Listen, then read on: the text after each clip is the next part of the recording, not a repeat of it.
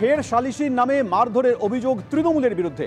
রাজারহাটে তৃণমূলের পার্টি অফিসে ডেকে এনে ব্যাপক মারধরের অভিযোগ কাঠগড়ায় রাজারহাট বিষ্ণুপুর 1 নম্বর গ্রাম পঞ্চায়েতের তৃণমূল সদস্য রক্তিম কর। রাজারহাট থানায় শাসক নেতার বিরুদ্ধে অভিযোগ দায়ের হয়েছে। অভিযোগকারী বেসরকারি ঋণদানকারী সংস্থায় কাজ করেন। অভিযোগ, শনিবার তাকে বাড়ি থেকে তুলে নিয়ে যায় রক্তিম করের বাইক বাহিনী। তৃণমূল পার্টি অফিসে নিয়ে গিয়ে বেধড়ক মারধর করা হয় বলে অভিযোগ। ঘটনার ভিডিও করায় অভিযোগকারীর মোবাইল ফোন কেড়ে নেওয়া হয় বলেও অভিযোগ। মীমাংসার কথা স্বীকার করলেও মারধরের অভিযোগ সরাসরি উড়িয়ে দিয়েছেন অভিযুক্ত শাসক নেতা।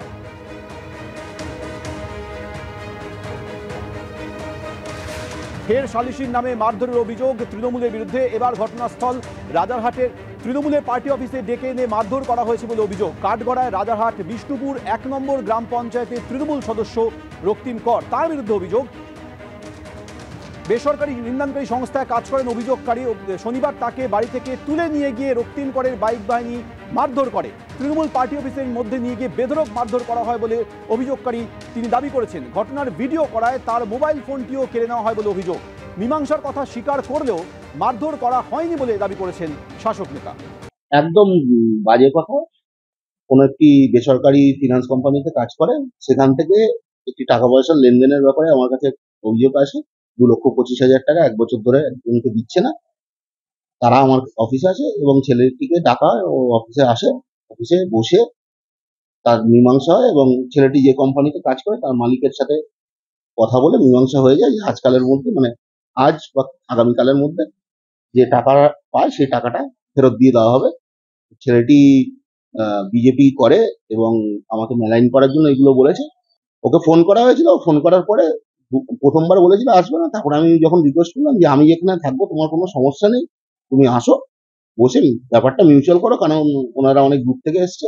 ব্যাপারটা পাঠিয়েছিল না বলতে পারবো না। প্রভাবশালী কোনো প্রভাবশালী কেন পাঠাবে? সম্প্রতি একের পর এক ঘটনা ঘটে গিয়েছে যেখানে সালিশি সভায় মারধরের অভিযোগ উঠেছে, শাসক নেতারা অভিযুক্ত হয়েছেন। সেরকমই আরও একটি ঘটনা সামনে এসেছে এবার রাজারহাট বিষ্ণুপুর 1 নম্বর গ্রাম পঞ্চায়েতের তৃণমূল সদস্য রক্তিম করের বিরুদ্ধে মারধরের অভিযোগ উঠছে বেসরকারি ঋণদানকারী সংস্থার এক কর্মীর বিরুদ্ধে। যদি অভিযুক্ত রক্তিম কর সব অভিযোগ উড়িয়ে দিয়েছেন। পুরো পশ্চিমবঙ্গের চিত্র এটা, এবং এইখানে এটা এই কারণেই হচ্ছে যে পুলিশ, তৃণমূল কর্মী, দুষ্কৃতী, তৃণমূলের নেতা মন্ত্রী সব এক হয়ে যাচ্ছে, সব মিলেমিশে একাকার।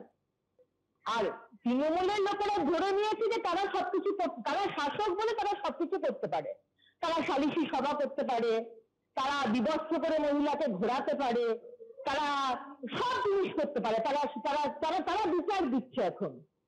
এবং কালনা তো 2 দিন আগে যে ঘটনা হয়েছে আপনি দেখেছেন, পুলিশ তাকে ধরেছে, পরের দিন মহিলাকে মারধর করা হলো, কিন্তু তারপরের দিন তাকে ছেড়ে দেওয়া হলো। কারা ছাড়লো? মমতা ব্যানার্জির পুলিশ ছাড়লো। তো পুলিশের এখন এই রোল। পুলিশ এখন পুলিশকে কেউ মানে না, পুলিশ এখন নন এক্সিস্টেন্ট, পুলিশ এখন টিএমসির ক্যাডার।